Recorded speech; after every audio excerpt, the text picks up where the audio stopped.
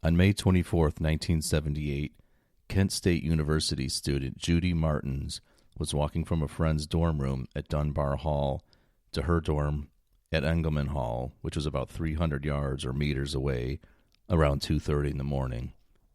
She never made it to her dorm room and hasn't been seen since. From the South Shore of Lake Erie, this is Great Lakes True Crime.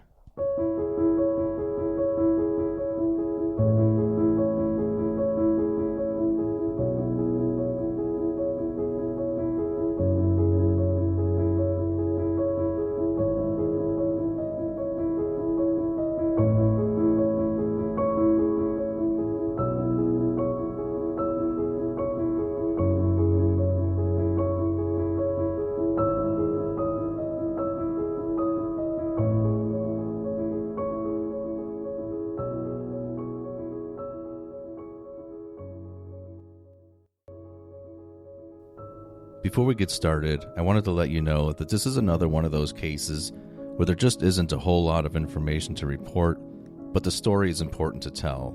So while the episode isn't very long, I appreciate you taking the time to listen to Judy's story. Kent State University is a public university located in Northeast Ohio, in between Cleveland, Akron, and Youngstown. It was established in 1910 as an institution for training public school teachers. Its creation was authorized by the Ohio General Assembly in the Lowry Bill, which also created an academically superior sister school in Bowling Green, Ohio, which is now known as Bowling Green State University.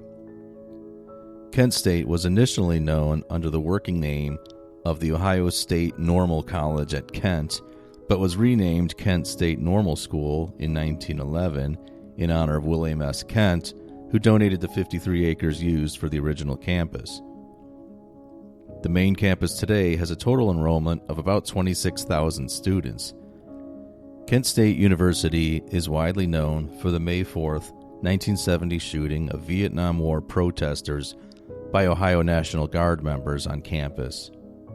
In that tragic event, 4 students were killed and 9 others were injured in the shootings.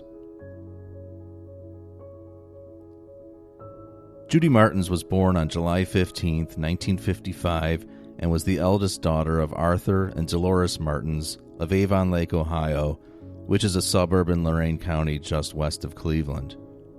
Her sister Nancy and brother Steve were born over the next 3 years. Judy graduated from Avon Lake High School in 1973 and attended Ohio University in Athens for 2 years. She then moved back home for some time and eventually transferred to Kent State. At the time of her disappearance, Judy was a junior at Kent State, majoring in art and minoring in women's studies. She was a good student and was hoping to become a therapist or counselor. Judy was last seen about 2:30 a.m. on May 24, 1978, when she left a party on campus after going out to dinner with other campus resident advisors to celebrate the end of the school year. She was wearing a curly red wig over her long, dark hair, gaucho-style jeans, a brown and yellow blouse, beige trench coat, brown boots, and carried a large white imitation leather shoulder bag. The walk from Dunbar Hall to her dorm room in Engelman Hall would have only taken about 5 or 6 minutes. As Judy was a resident advisor, she lived in a single dorm room without a roommate, so no one immediately noticed when she didn't make it home. The following day, Judy was supposed to travel home to Avon Lake to get a new car that her parents bought for her. When she didn't call home by that Friday, her mother Dolores called Judy's room every hour without success, according to her sister Nancy. A fellow student officially reported Judy missing May 26, 1978. When her dorm room was searched, nothing was missing. In fact, all of her personal belongings, including her eyeglasses, clothing, and money, were still in her dorm room. It would have been very uncharacteristic of Judy to go anywhere without her glasses, and she nearly always had her makeup nearby as well. The initial investigation into her disappearance was hampered by the fact that most of the students had left for the Memorial Day weekend, which was a week before spring semester final exams were to begin. Judy herself, in fact, had planned a trip to New York with two of her friends. A massive search was launched, one that included National Guard helicopters fitted with infrared scanners to search for a grave site or a body. A psychic was even called in to help and said that Judy's body could be found in Owner's Woods in Franklin Township, but that tip turned out to lead nowhere. Judy was not believed to have left of her own volition, as she was living a happy life and was very involved in campus activities in 1978. As mentioned earlier, she was a resident advisor as well as a volunteer counselor at the campus's Pregnancy Information Center. None of her family or friends believed she would have just run away. She had too much going on for her in her academic and personal life to do that. A week after the disappearance, Judy's family met with Kent State University President Brage Golding to discuss the investigation, but they left underwhelmed, to say the least. Judy's sister, Nancy, said she believes the university was still rebuilding its reputation after the May 4th, 1970 shootings and didn't want any negative media attention. Judy's brother, Steve, agreed. Although police did some searching, interviewed classmates, and showed photographs of Judy throughout town, Steve was disappointed in the way the investigation played out. He also believes the university was trying to avoid unwanted attention. Investigators worked on numerous leads, including looking at her ex-boyfriend of 5 years, whom she had recently broken up with, even though the two apparently remained on good terms. A police report indicated that he passed a lie detector test, and the ex-boyfriend was eventually cleared by investigators. Another lead came about in 1983, and this was a pretty weird twist in the case. A woman had been booked into the Cuyahoga County Jail in Cleveland on prostitution charges. Apparently, this woman bore a striking resemblance to Judy Martins. Her name was Judy Martinez, which of course is very similar to Judy Martins, and she gave Judy Martins' birth date as her own birth date when she was booked into jail. So with all these similarities, Judy's parents were called in to see if their missing daughter had been found at last.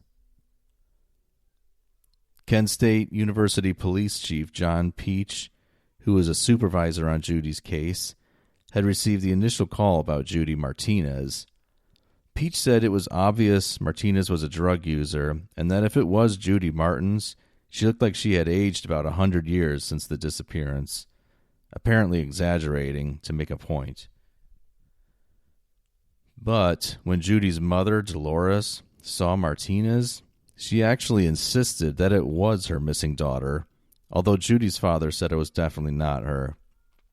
I'm sure there's a lot of psychology that goes into wanting someone to be your missing child, but that's a topic for another podcast.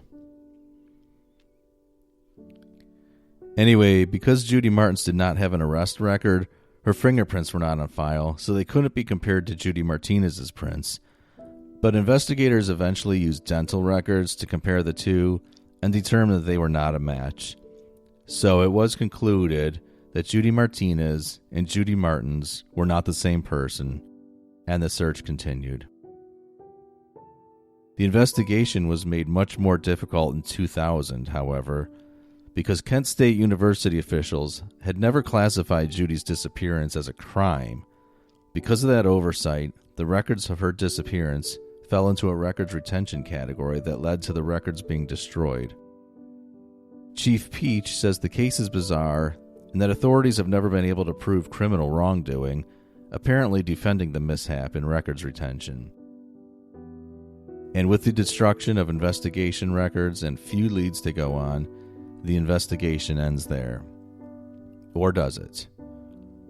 For 32 years, Iris Brown's family lived in limbo, not knowing what happened to her after she was kidnapped in 1976.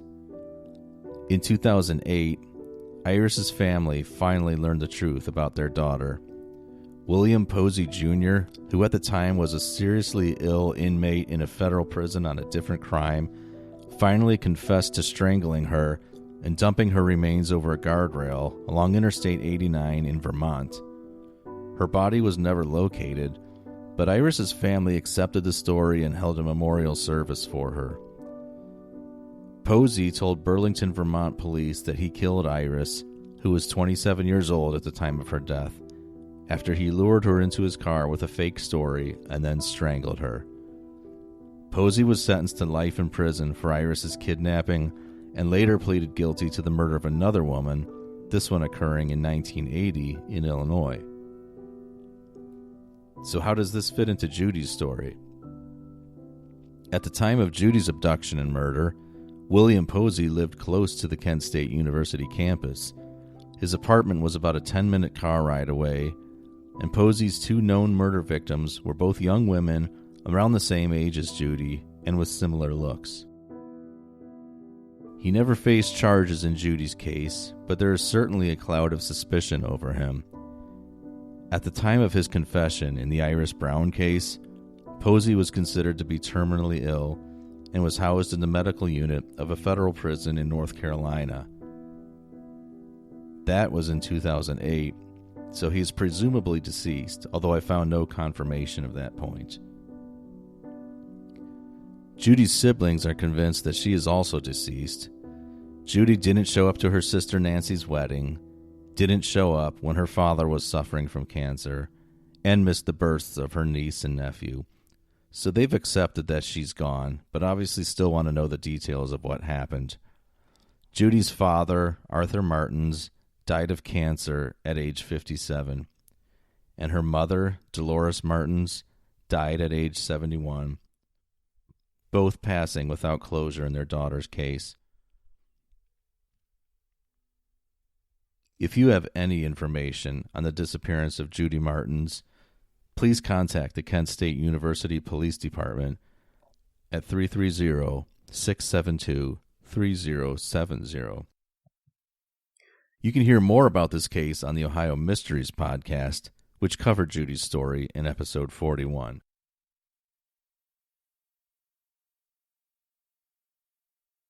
You've been listening to Great Lakes True Crime. If you like the show, please leave us a positive review. You can follow the show on Facebook or Twitter. Just search for Great Lakes True Crime. This has been Steve, your host and producer. Thanks for listening, guys.